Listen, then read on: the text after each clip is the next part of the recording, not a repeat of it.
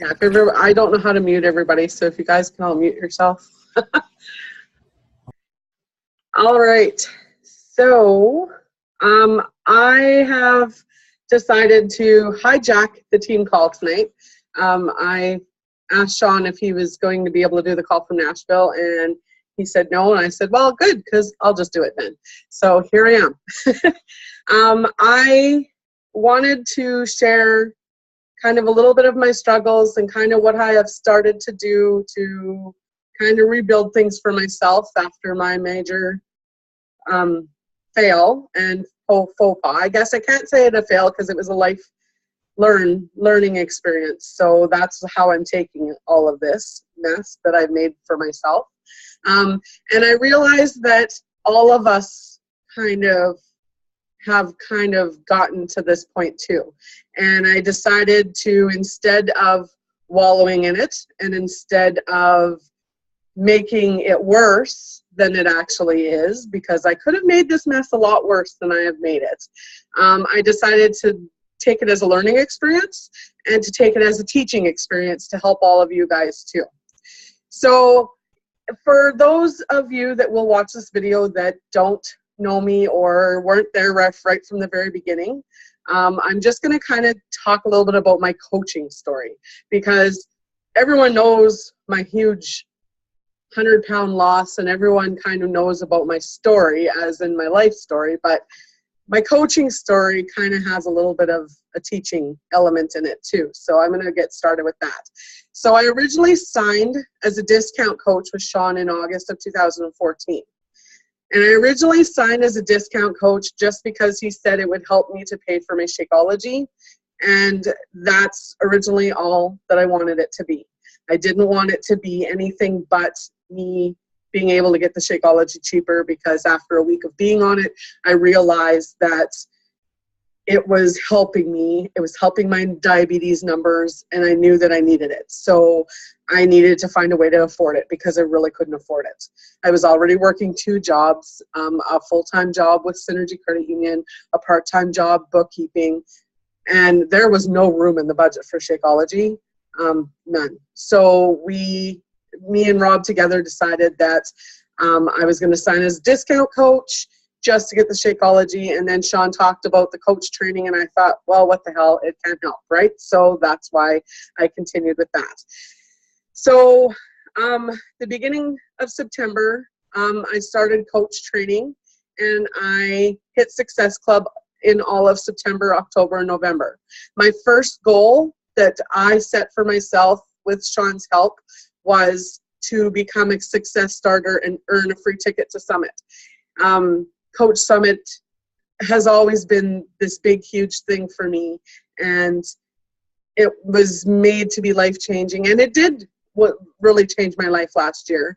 And so it was a big, huge thing for me, and Nashville was the place. It was always one of my bucket list places, and it was an emotional bucket list place because it was also my dad's bucket list place, and he didn't get there.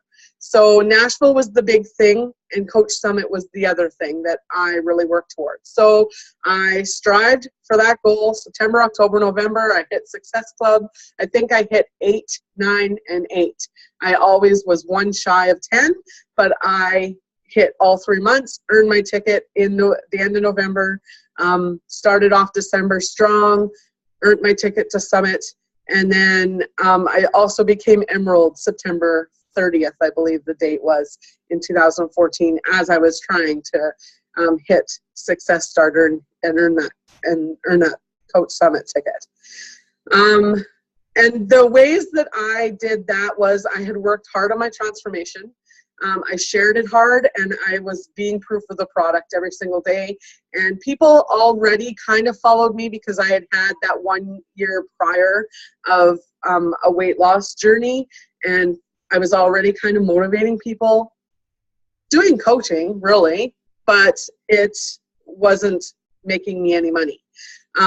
And so people were already watching me, so I just worked hard on my transformation. I shared it hard and was being proof of the product, and it helped me to get to the Success Starter. And then I had a tough month in December, and I hit a little bump in the road and missed Success Club by 1 point. I got Success Club 4.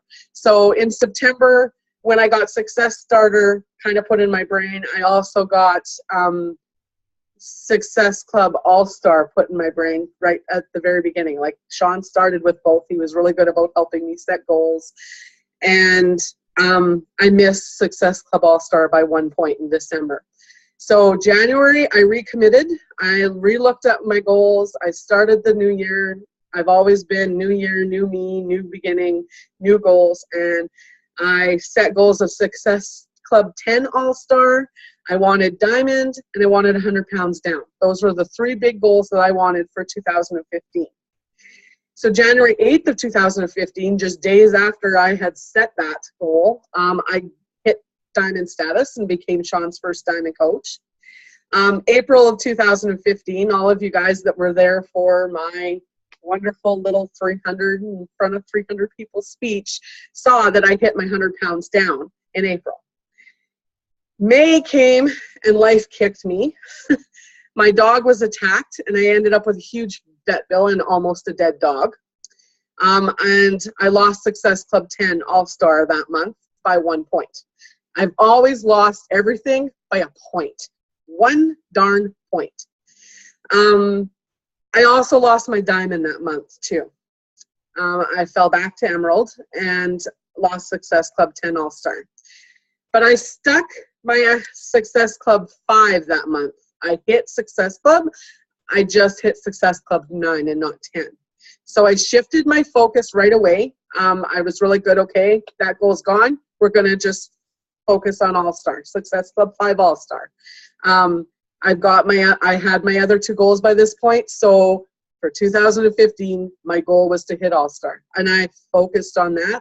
And I focused on trying to rebuild my team and get Diamond. When I was at Coach Summit, my Diamond came back for about a week and a half and then left me again.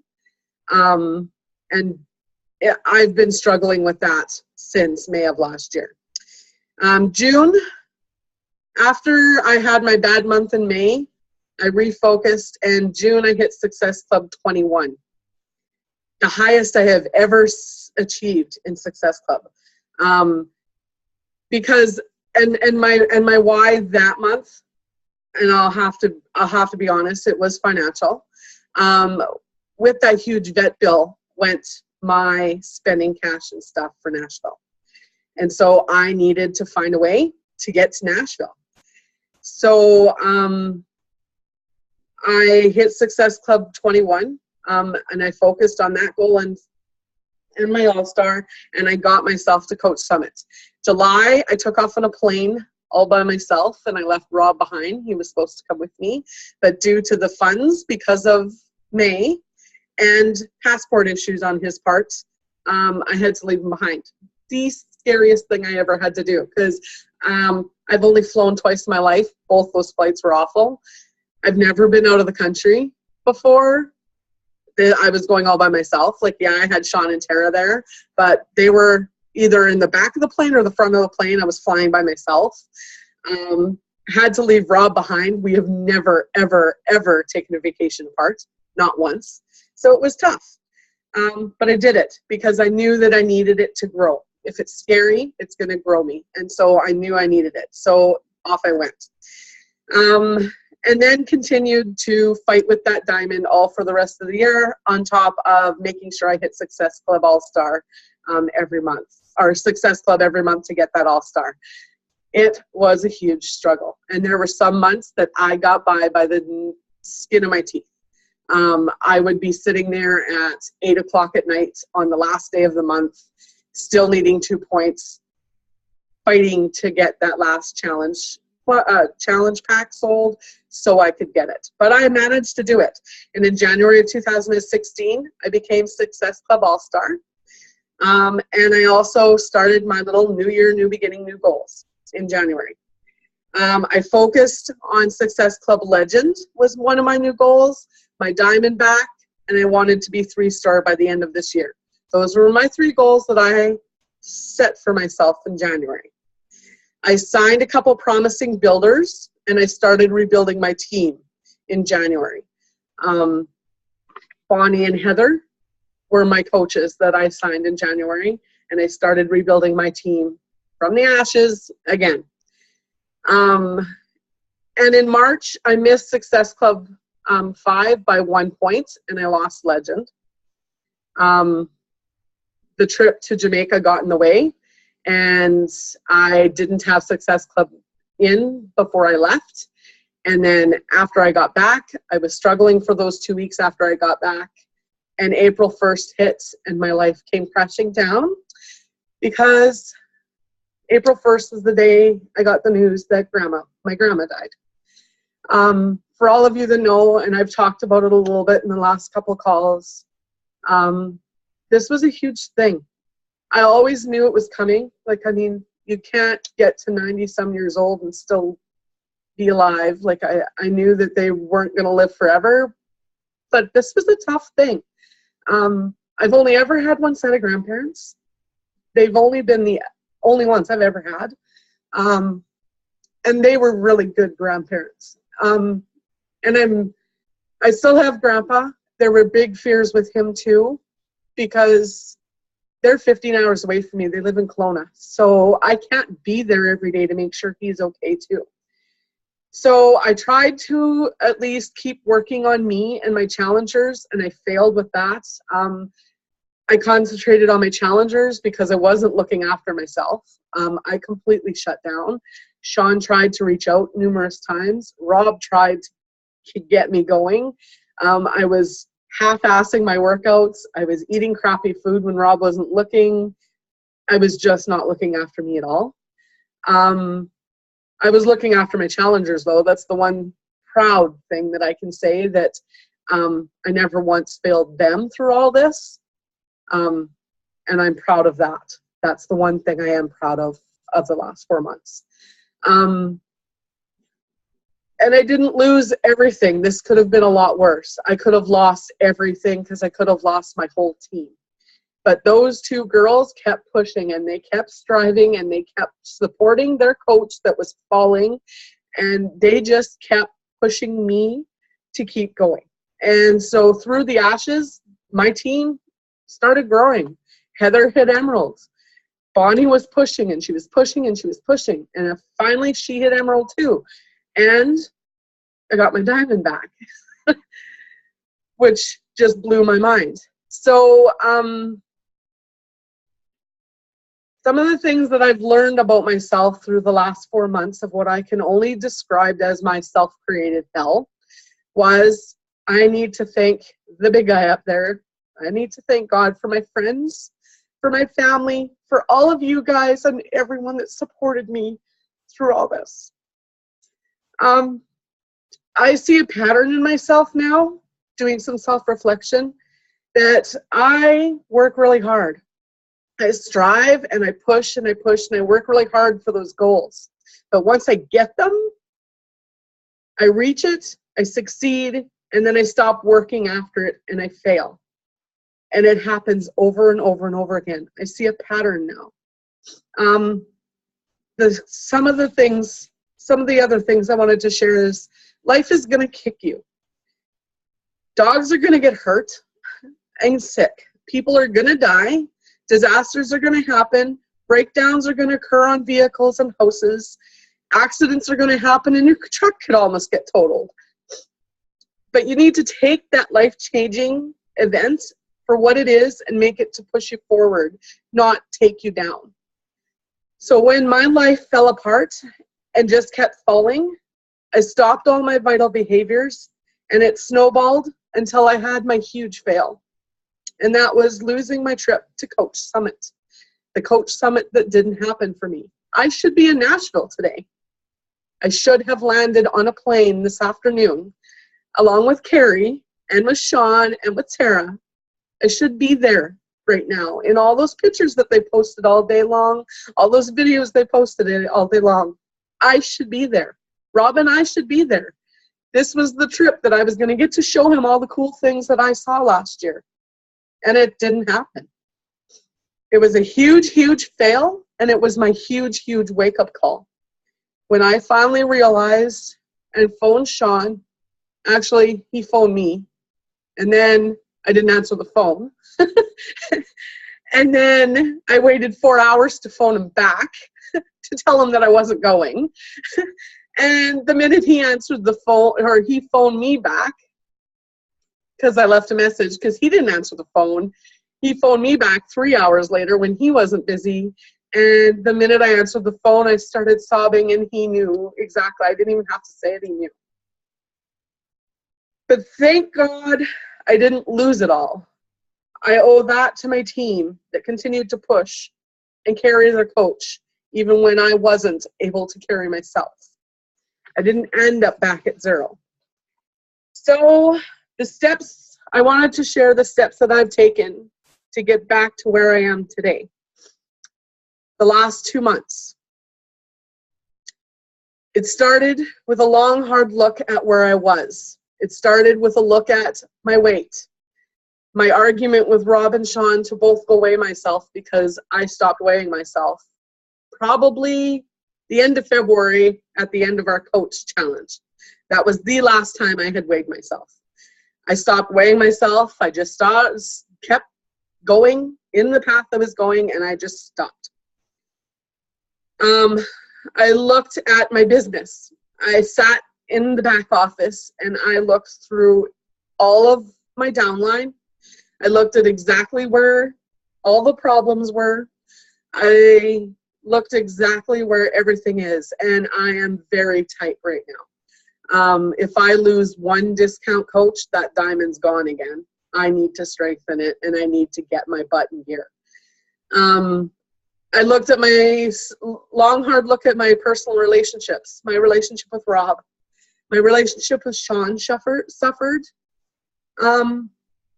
My relationship with my family suffered. Me and my sister really suffered through Kelowna, because I was an emotional wreck in Kelowna, and it drove her crazy. It drove her to the point that when we left Kelowna, the night that before we left, because we were leaving early in the morning to come back, Dawn and I didn't even say goodbye to each other.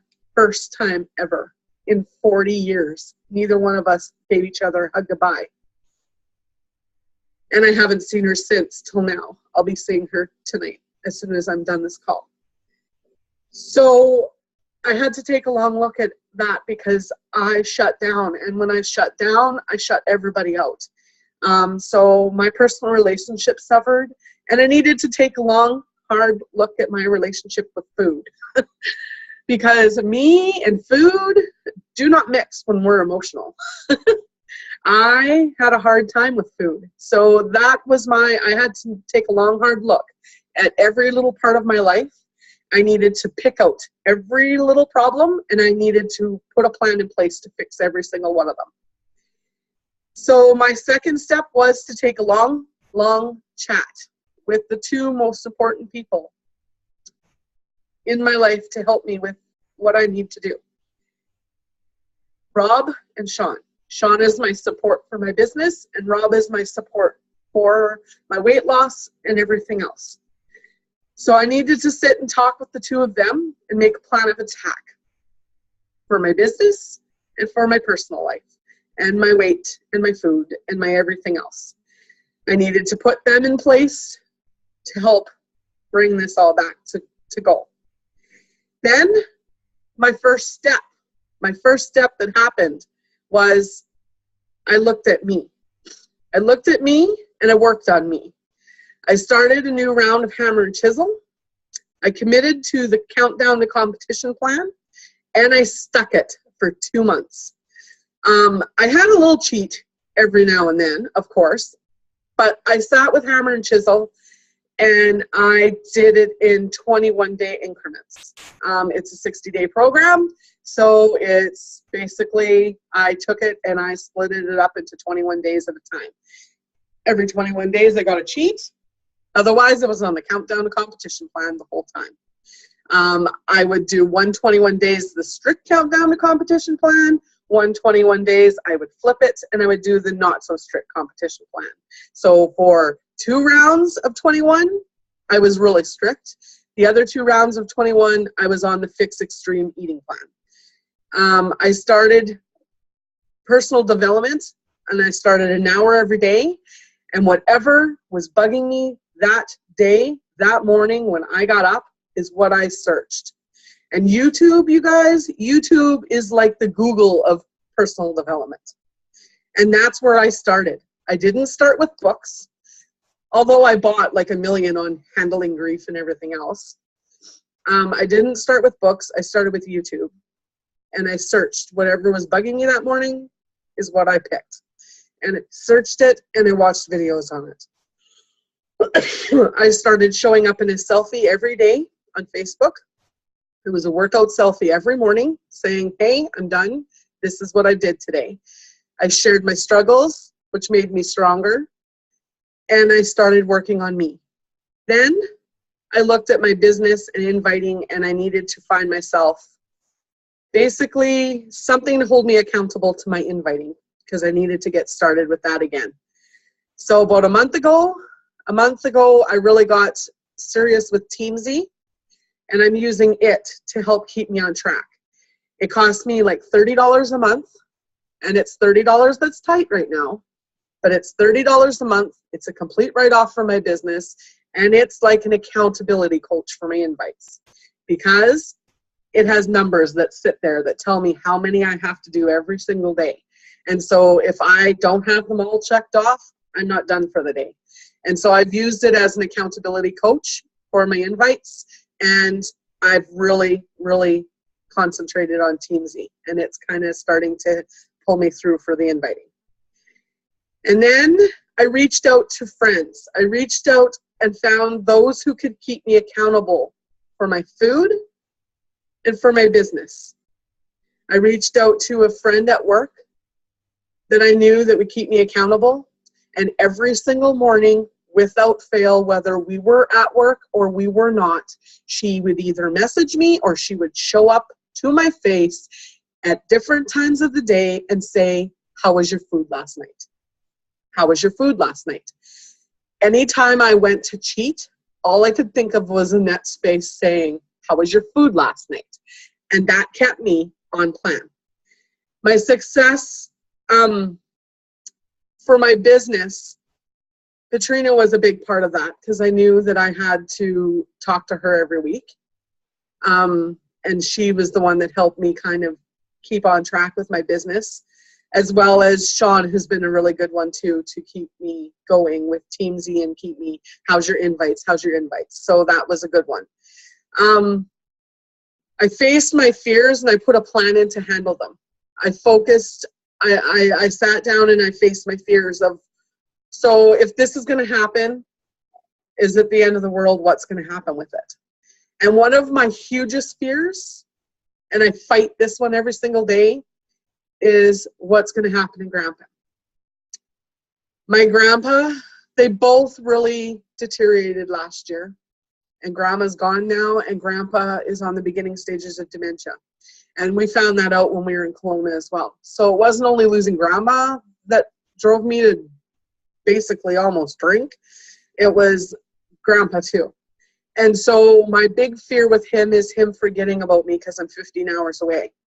So with his doctor's blessing and asking his doctor and my cousin that is a care aide, what I could do to make sure that didn't happen, or to put a plan in place that is going to help me to keep it from happening. Or, well, I can't say keep it from happening, because eventually it's going to happen. He's got dementia. But to keep the lines of communication open, which is helping me, is we have developed a plan where every Monday night at around the same time every night, which is about 8 o'clock his time, which is about 9 o'clock my time, I give him a phone call. And then most times it's a 10-minute phone call. The goodbye for that phone call kills me every single time, because he starts crying every single time. But every single Monday since I left Kelowna, I have made that phone call at 9 o'clock every single night, or every single Monday night. And about a month ago, it started working. He's remembering. He's remembering that Monday nights I make that phone call. He was out about 5:30, 6 o'clock with my cousin having supper with her. And Jennifer couldn't wait to tell me after she had dropped him off that night.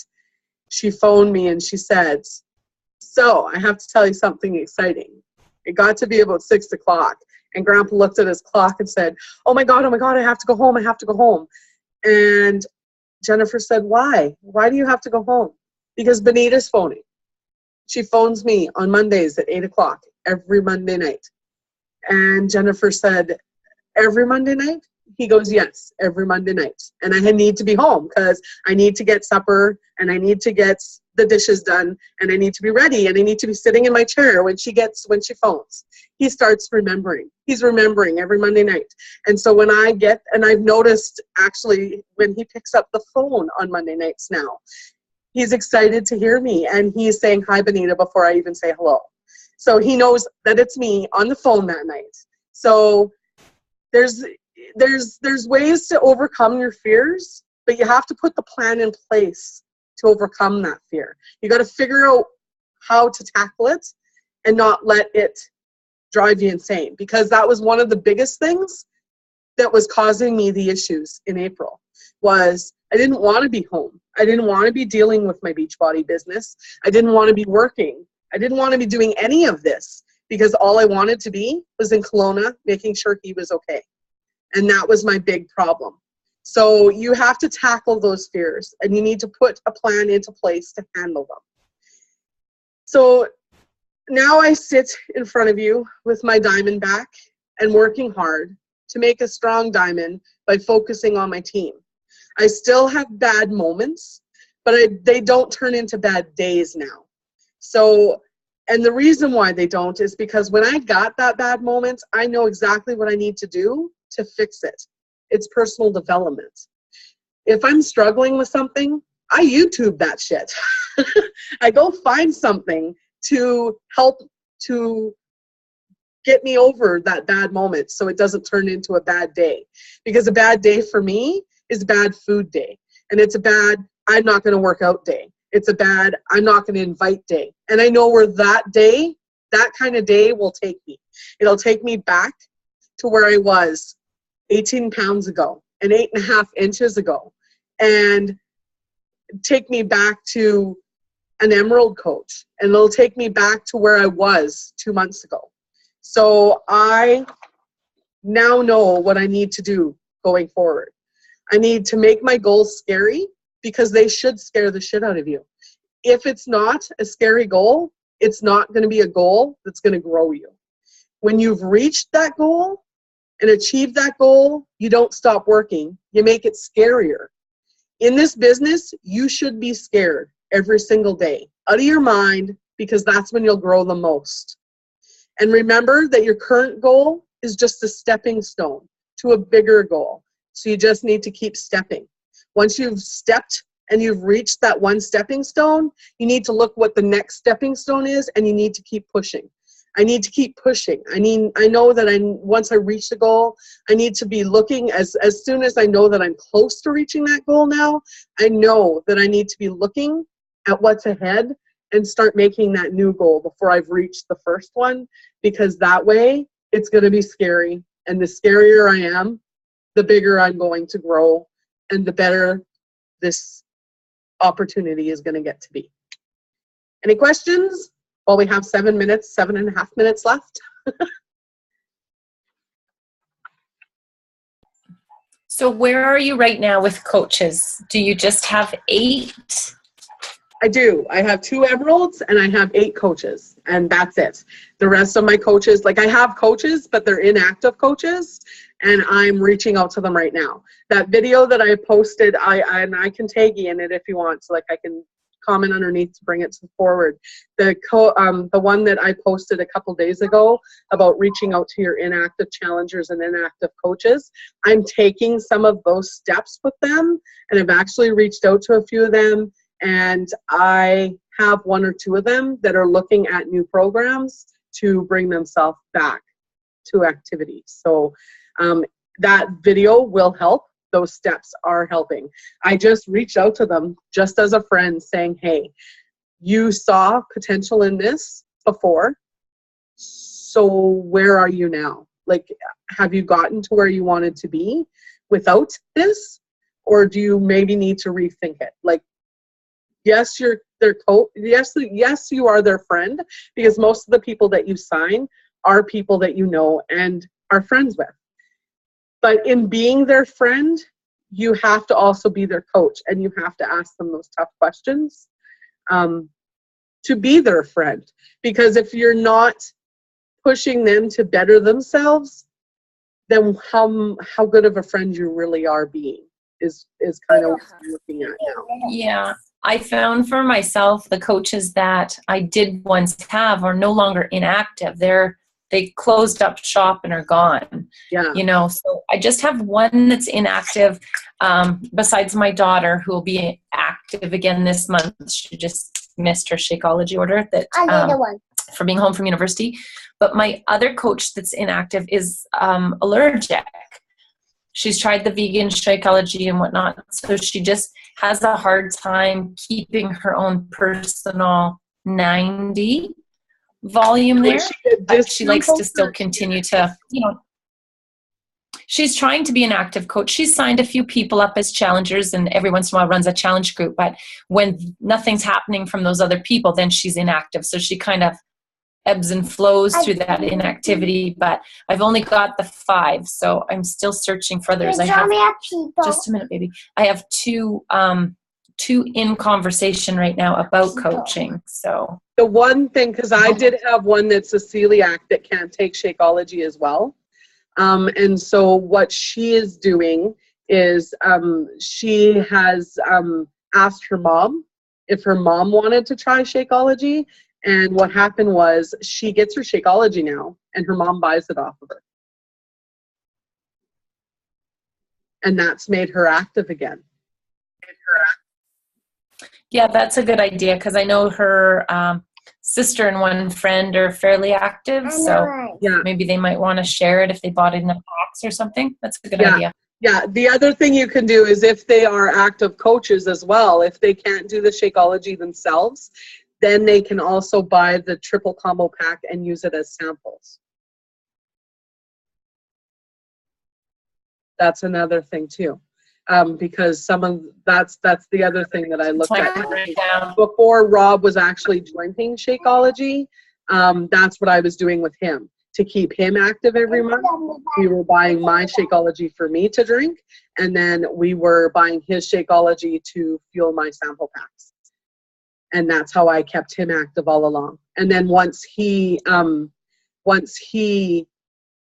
started drinking Shakeology, we switched it to him. So now I'm having to find ways to get my sample packs again. But that's another way you can deal with that too. Any other questions? Thanks. You're welcome.